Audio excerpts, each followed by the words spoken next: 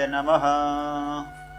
महार्दिपार्श्वे च तटे रमन्तं सम्पूज्यमानं सततं मुनीन्द्रैः सुरासुरैर्यक्षमहोरगाद्दैः केदारमीशं शिवमेकमीडे। जो महागिरी हिमालय के पास केदार श्रृंग के तट पर निवास करते हुए मनुष्यों के द्वारा पूजित होते हैं तथा देवता, असुर, यक्ष और महान सर्प आदि भी जिनकी पूजा करते हैं, उन एक कल्याणकारक भगवान श्री केदारेश्वर का मैं स्तवन करता हूँ, उनको वंदन करता हूँ, उनको नमन करता हूँ। ओम नमः शिवाय। मित्रों नमस्कार, मैं आचार्य जगन्नाथ शर्मा आप सभी का इस धार्मिक कार्यक्रम में स्वागत करता हूँ। पवित्र श्रावण मास चल रहा है और श्रावण मास में भगवान की पूजा करने की और भगवान शंकर के 12 ज्योतिर्लिंग कथा श्रवण करने का बड़ा महत्व पुराण में बताया गया है। 12 ज्योतिर्लिंग कथा प्रसंग में 5वें ज्योतिर्लिंग के रूप में श्री केदारनाथ जी हैं और आज आपको श्री केदारनाथ जी की कथा श्रवण करा रहे हैं। भगवान श्री केदारनाथ का मंदिर उत्तराखंड राज्य के रुद्रप्रयाग जिले में स्थित है। पवित्र हिमालय की गोद में स्थित भगवान श्री केदारनाथ 12 ज्योतिर्लिंगों में 5वें स्थान पर परिगणित हैं। हिमालय पर्वत वैसे भी अत्यंत काल से देवताओं, ऋषियों, मुनियों के तपस्या का केंद्र रहा है। अनंत ऋषि मुनियों ने यहाँ तप करके ब्रह्म निर्वाण प्राप्त किया, मोक्ष प्राप्त किया। हिमालय की उपत्यका में भगवान श्री केदारनाथ का मंदिर जहाँ अवस्थित है, उस भाग को रुद्र हिमालय कहा जाता है। यह सुमेरु पर्वत के नाम से भी प्रसिद्ध है। यहाँ पर रुद्र हिमालय, विष्णुपुरी, ब्रह्मपुरी, उद्गांतिकांता तथा स्वर्गारोहण नाम की 5 पर्वत प्रसिद्ध हैं। पुराण प्रसिद्ध गंधमादन पर्वत भी इसी रुद्र हिमालय का एक भाग है। श्री केदारनाथ मंदिर 12 ज्योतिर्लिंगों में अन्यतम है। भगवान नर नारायण की प्रार्थना को स्वीकार करके यहाँ ज्योतिर्लिंग के रूप में स्थित भगवान शिव अनंत काल से अपने आराधक भक्तों की मनोकामना पूर्ण कर रहे हैं। इस मंदिर की आयु के बारे में कोई प्रामाणिक इतिहास नहीं है। यहाँ स्थित स्वयं ज्योतिर्लिंग अत्यंत प्राचीन है। भूरे रंग के पत्थरों से निर्मित इस मंदिर के विषय में ऐसी जनश्रुति है कि इसका निर्माण पांडव वंश की महाराज जन्मेजय ने कराया था। बाद में आदि शंकराचार्य ने इसका जीर्णोद्धार कराया। भगवान शंकराचार्य जी ने इस मंदिर का जीर्णोद्धार कराया। उत्तराखंड प्रदेश में हिमालय की गोद में स्थित 4 धाम के प्रसिद्ध तीर्थ बद्रीनाथ, केदारनाथ, गंगोत्री तथा यमुनोत्री हिंदू तीर्थ यात्रियों के लिए श्रद्धा और विश्वास के प्रमुख केंद्र हैं। इनमें श्री बद्रीनाथ एवं केदारनाथ अन्यतम है। स्कंद पुराण के केदारखंड के अनुसार यदि कोई व्यक्ति श्री केदारेश्वर के दर्शन किए बिना श्री बद्रीनाथ जी की यात्रा करता है तो उसकी यात्रा निष्फल हो जाती है। तदैव दर्शनं वैश्य केदारस्यावनाशिनः यो गच्छेत् बद्रीं तस्यो यात्रा निष्फलतां व्रजेत्। श्री केदारेश्वर के साथ नर नारायण की मूर्ति का दर्शन समस्त पापों का विनाश तथा जीवन मुक्ति की प्राप्ति कराने वाला बताया गया है। तदेव रूपं दृष्ट्वा च सर्वपापे प्रमुच्यते जीवन मुक्तो भवेत्सोऽपि युगतो बदरीवने। दृष्ट्वा रूपं नरस्यैव तथा नारायणस्य च केदारेश्वर शंभोश्च भुक्तिभागे न संशयः। शिव पुराण के अनुसार भगवान शिव के 5वें ज्योतिर्लिंग श्री केदारनाथ के आविर्भाव प्राकट्य का इतिहास सूत जी नैमिषारण्य क्षेत्र में शौनकादि ऋषियों को सुनाते हैं। सूत जी बताते हैं, ऋषियों, धर्म की पुत्री मूर्ति देवी के गर्भ से भगवान विष्णु ने नर और नारायण के रूप में अवतार लिया था। भगवान विष्णु का यह अवतार संसार को तपस्या का आदर्श बताने के लिए हुआ था। भगवान नर और नारायण ने पवित्र हिमालय के बद्रिकाश्रम में लोक कल्याण के लिए भगवान शिव को प्रसन्न करने के लिए कठोर तपस्या की। नर नारायण ने मिट्टी से भगवान शिव का पार्थिव लिंग बनाकर वैदिक विधान से उनमें भगवान शिव की प्राण प्रतिष्ठा करके नित्य उनका षोडशोपचार पूजन एवं शिव मंत्र का जप प्रारंभ किया। इस प्रकार भगवान शिव की आराधना एवं तपस्या करते हुए उनको बहुत समय व्यतीत हो गया। भगवान शिव की आराधना, जप और ध्यान उन मूर्तिमान तपस्वियों की दैनिक दिनचर्या बन गई थी। अंत में उनकी कठोर तपस्या से संतुष्ट होकर भगवान शिव परम प्रसन्न हुए। उन्होंने नर नारायण को अपने दिव्य स्वरूप में दर्शन दिया। भगवान शिव ने प्रसन्न मुद्रा में नर नारायण से कहा, मैं तुम दोनों की आराधना से संतुष्ट हूँ। मेरे लिए ऐसी कठोर तपस्या आज तक किसी ने भी नहीं की, इसलिए तुम लोगों की इच्छित कामना को पूर्ण करने के लिए मैं पूर्ण तत्पर हूँ। तुम लोग अपनी इच्छा अनुसार मुझसे वर मांगकर संतुष्ट हो जाओ। भगवान नर नारायण तो मात्र जन कल्याण के उद्देश्य से ही आशुतोष भगवान शिव की आराधना की थी। उनकी कोई व्यक्तिगत इच्छा कामना नहीं थी। अतः उन्होंने भगवान शिव से कहा, हे देवादिदेव प्रभु, यदि आप हम पर प्रसन्न हैं तो आप ज्योतिर्लिंग के रूप में इस स्थान में स्थित हो जाइए और यहाँ आने वाले अपने भक्तों की पूजा स्वीकार करते हुए उन्हें मनोवांछित वर प्रदान करते रहिए। यही हमारी याचना है। भगवान नर नारायण की प्रार्थना स्वीकार करके भगवान शिव तभी से वहाँ केदारेश्वर ज्योतिर्लिंग के रूप में स्थित हो गए और आज भी अपने दर्शनार्थियों एवं आराधकों की अभिलाषाएं पूर्ण करते रहते हैं। भगवान श्री केदारनाथ जी का जो भक्ति भाव से दर्शन और पूजन करता है, उसे स्वप्न में भी दुखों के दर्शन नहीं होते।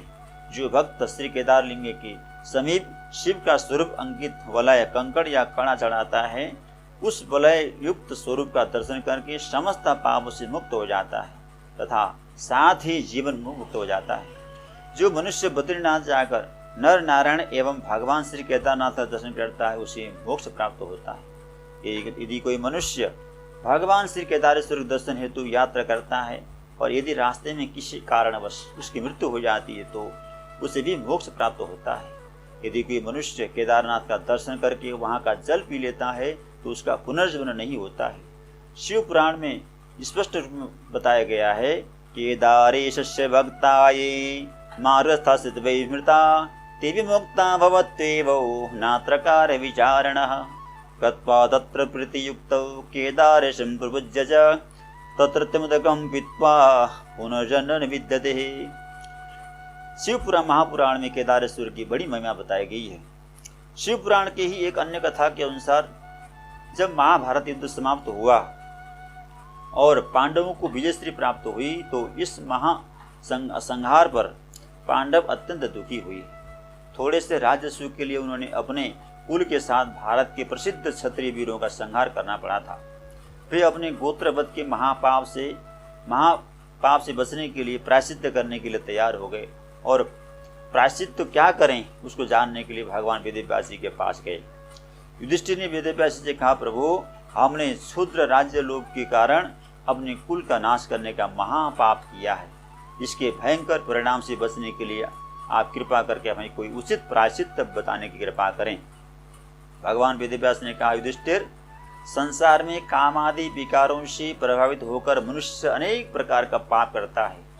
शास्त्रों में विभिन्न पापों के लिए भिन्न भिन्न प्रकार के प्रायश्चित बताए गए हैं, किंतु अपने कुल का विनाश करने वाले कुल घाती के उद्धार का कोई उपाय नहीं है। इस महापाप से मुक्ति का उपाय तो मात्र भगवान शिव की उपासना और उनकी अनुकंपा है। कुल घाती का कल्याण केवल भगवान शिव ही कर सकते हैं। यदि तुम लोग इस महापाप से मुक्ति प्राप्त करना चाहते हो तो तुम्हें केदार क्षेत्र की यात्रा करनी चाहिए। केदार क्षेत्र के अधिष्ठाता भगवान श्री केदारनाथ के रूप में स्थित शिवलिंग का पूजन अर्चन एवं दर्शन तुम लोगों को इस महापाप से मुक्ति प्रदान कर सकता है।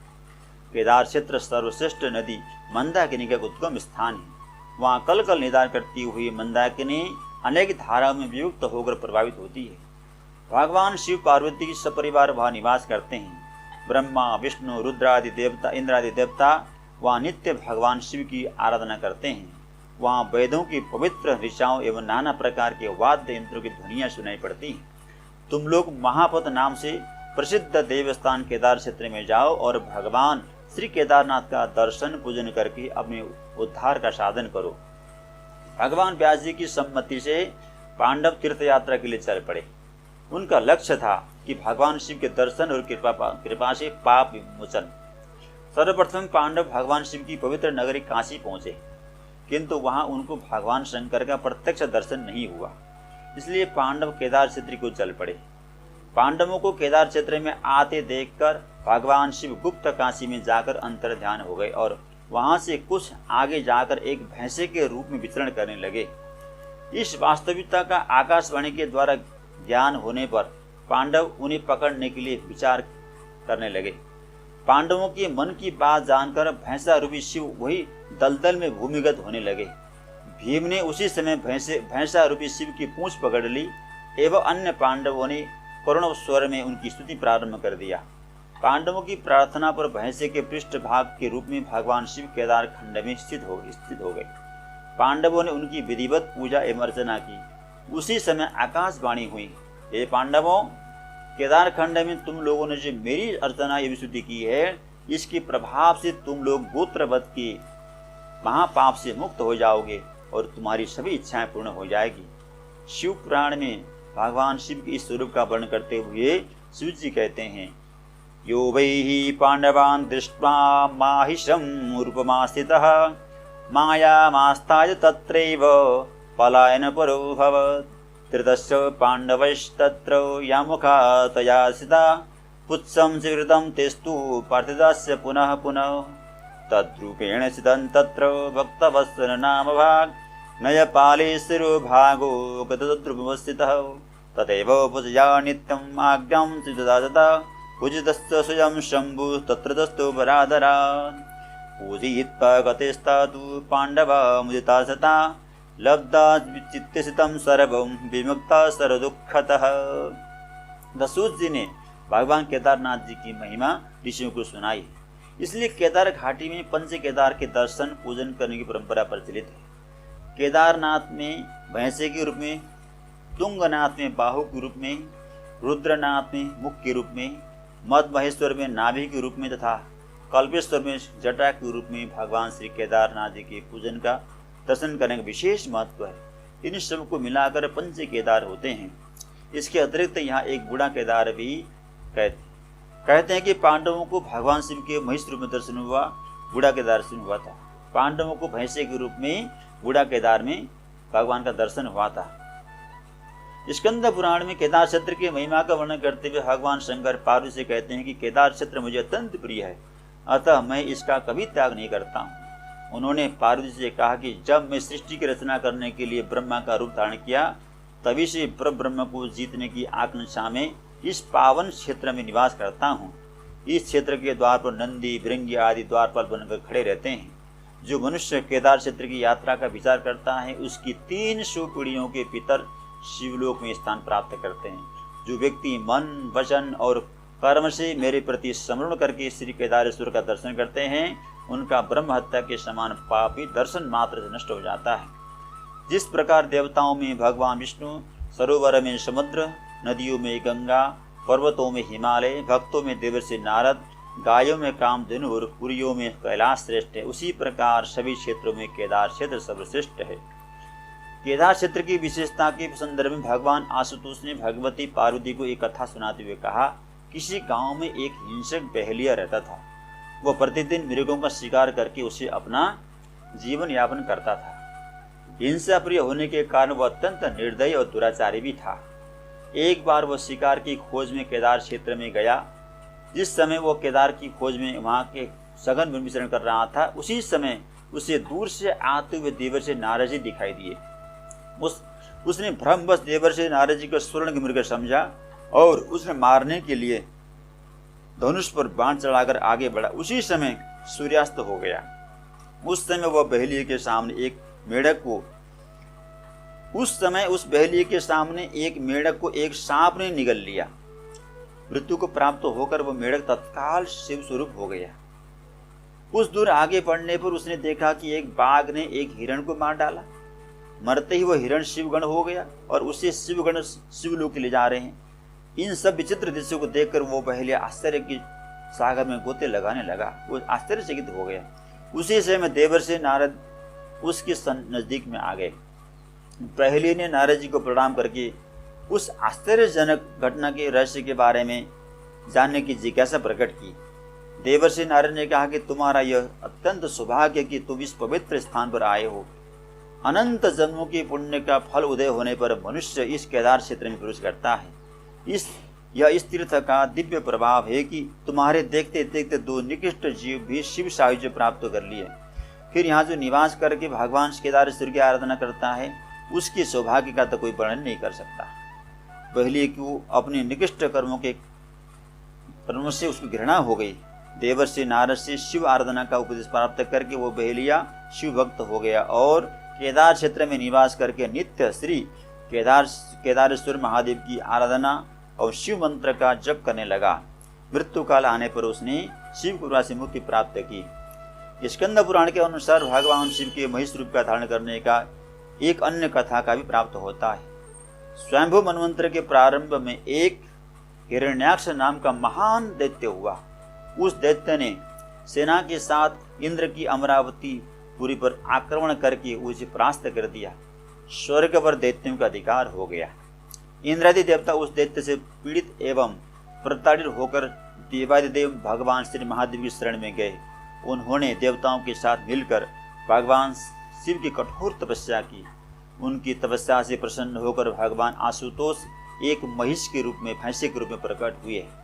भगवान शंकर ने इंद्र से कहा, हे देवेंद्र, मैं तुम पर प्रसन्न हूँ, बताओ तुम्हारी क्या इच्छा है और इस रूप से मैं किसको जल में फेंक कर किसको मार डालूं, किसको विदीर्ण कर डालूं, बताओ। भगवान शिव के यह कहने पर देवराज इंद्र बोले, हे प्रभु, हिरण्याक्ष नामक दैत्य ने अपने दैत्य साथियों के साथ आक्रमण करके हमारा इंद्रासन छीन लिया है और देवताओं के अधिकारों का स्वयं उपभोग कर रहा है। वह दुष्ट धर्म का विनाश करने का प्रयास कर रहा है। अतः आप उस देव शत्रु हिरण्याक्ष का संहार करके हमारी रक्षा करें। इंद्र की प्रार्थना पर भगवान शिव उस दैत्यों के स्थान पर गए। वे सभी अपने अस्त्र लेकर महिष रूपधारी शिव पर टूट पड़े। महिष रूपधारी भगवान शिव ने उन्हें अपनी तीक्ष्ण तीखे सिंगों से विदीर्ण करके उनको घायल करके जल में फेंक दिया। वे उत्पाती दैत्य यमलोक चले गए। भगवान शिव ने इंद्र से कहा, हे पुरंदर, हे इंद्र, तुम्हारी यदि कोई अन्य इच्छा हो तो भी मैं उसे पूर्ण करने को तैयार हूँ। तुम बताओ, अपना मनोरथ बताओ। तब इंद्र ने कहा, हे प्रभु, मेरी विनती है कि तीनों लोगों की रक्षा तथा अपने दर्शनार्थी की दर्शन करने के लिए आने वाले भक्तों की सर्वदा कल्याण करने के लिए, उनका मनोरथ पूर्ण करने के लिए आप इस पवित्र क्षेत्र में सदा के लिए निवास कीजिए। आप अपना निवास स्थान यहाँ पर स्थायी कीजिए। भले भगवान ने कहा, तथास्तु, ऐसा ही होगा। इंद्र का निवेदन स्वीकार भगवान ने कर लिया। भगवान ने इंद्र से केदारयामी ऐसा पूछा था, अतः उस क्षेत्र का नाम केदारपुरी के नाम से प्रसिद्ध हुआ। तो भगवान केदारनाथ की महिमा अत्यंत अपार है। हे भक्तों, भगवान केदारनाथ की दर्शन जो करते हैं उनका तो सारा मस्त पाप दूर हो जाते हैं। पांडवों के पाप दूर हुए और उनको मुक्ति, गोत्रवध के पाप से उनको मुक्ति मिली। जो भी केदारनाथ भगवान के दर्शन करने के लिए जाते हैं उनको भगवान की विशेष कृपा प्राप्त होती है। मंदिर बड़ा सुंदर है, भव्य है और रास्ता बड़ा कठिन है। कुछ पैदल यात्रा भी करना पड़ता है जाने के लिए। जो भाग्यशाली भक्त हैं वही वहाँ पर पहुँच सकते हैं। भगवान केदारेश्वर कल्याण के देवता हैं। जो उनकी दर्शन करते हैं, उनकी पूजा करते हैं, उनको अवश्य कल्याण होता है। तो आपको भगवान केदारनाथ की विशेष कृपा प्राप्त हो। स्कंद पुराण, शिव महापुराण के अनुसार ये कथा आप लोगों को श्रवण कराया गया। भगवान केदारनाथ सदैव कल्याण के देवता हैं और कल्याण करते रहें, इसी कामना के साथ भगवान को प्रणाम करते हैं। बोले केदारेश्वर भगवान की जय।